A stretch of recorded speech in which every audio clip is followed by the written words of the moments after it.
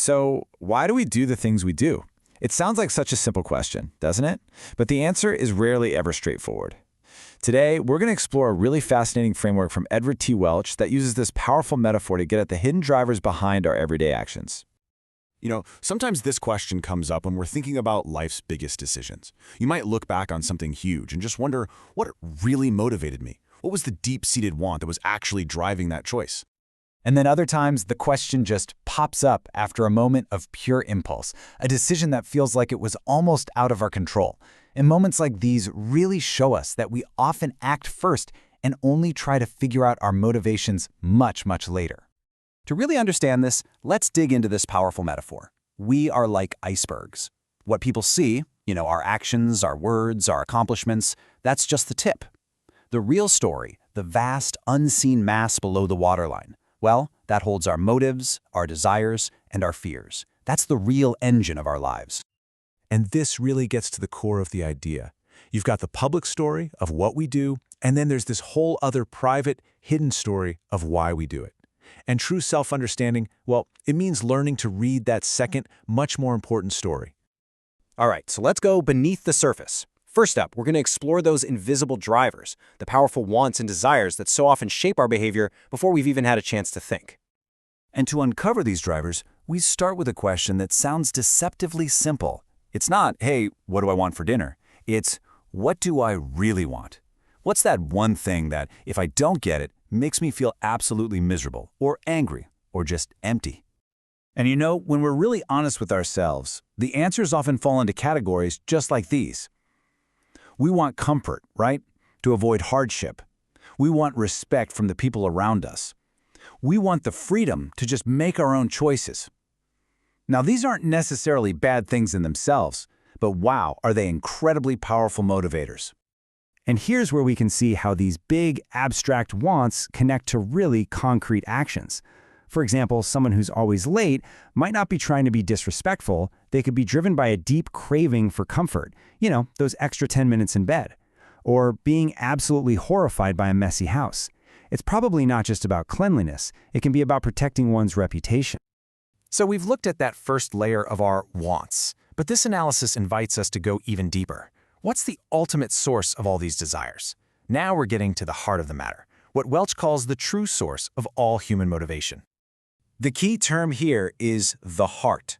And in this framework, the heart is not just the organ pumping blood through your veins. No, it's the very core of who we are. It's the command center where all our desires, decisions, and actions come from. It's literally the wellspring of life. So when Welch talks about the heart, he's talking about our true self. It's the integrated center of our being. It's where our will, our desires, and our deepest allegiances are all formed. It's where we decide what is ultimately most important to us. And at its most basic level, if you strip away all the complexity, the heart's root motivation is a simple, powerful, and demanding cry, I want. It wants what it wants when it wants it. And within this framework, it's described as being fundamentally selfish, always seeking its own comfort, its own power, and its own pleasure above everything else. Okay, so this powerful I want that comes from our hearts, it has to be directed somewhere. And this brings us to the deepest layer of this whole analysis, the idea of modern idols, and the ultimate choice that every single one of us faces. This framework basically presents a fundamental choice of allegiance. On one side, you have God, the Creator, who's intended to be the source of our purpose. And on the other side, you have idols. And listen, idols aren't just stone statues. An idol is any created thing that we look to for our ultimate satisfaction.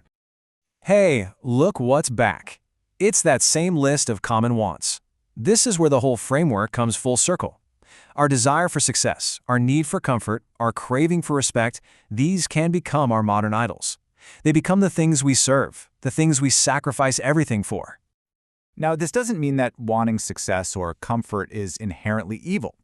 The problem, according to Welch, is when we want them too much. It's when they stop being good things and they start becoming ultimate things, our main goal, our greatest hope, the very purpose of our existence. This whole concept is captured in another really powerful metaphor, the human heart as an idol factory. The idea is that it's just constantly churning out things to place our ultimate trust and hope in, whether that's our career, our relationships, our money, or our reputation. Okay, so We're complex icebergs. We're driven by a heart that's basically an idol factory. It's a pretty challenging picture, right? But the analysis doesn't just leave us there. This final section outlines a prescribed path forward for genuine, lasting change. The first principle of change here is that surface-level fixes just aren't going to cut it. Simply trying to behave better, that's like painting over rust. Real change has to go deeper. It requires a transformation of the heart itself, the very source of our motives. So this is the path to change presented in the material. First, you consider your heart. You look honestly at the desires that are driving your actions. But then, and this is so key, you turn your focus outward. Instead of getting stuck in endless self-analysis, the focus shifts to knowing God. And finally, it's that growing knowledge that compels new actions, transforming behavior from the inside out. This quote really sums up the whole solution. The goal isn't to become a perfect analyst of your own psyche. The main focus is on knowing God, with the promise that this relationship is what ultimately brings about the deepest change in our motivations.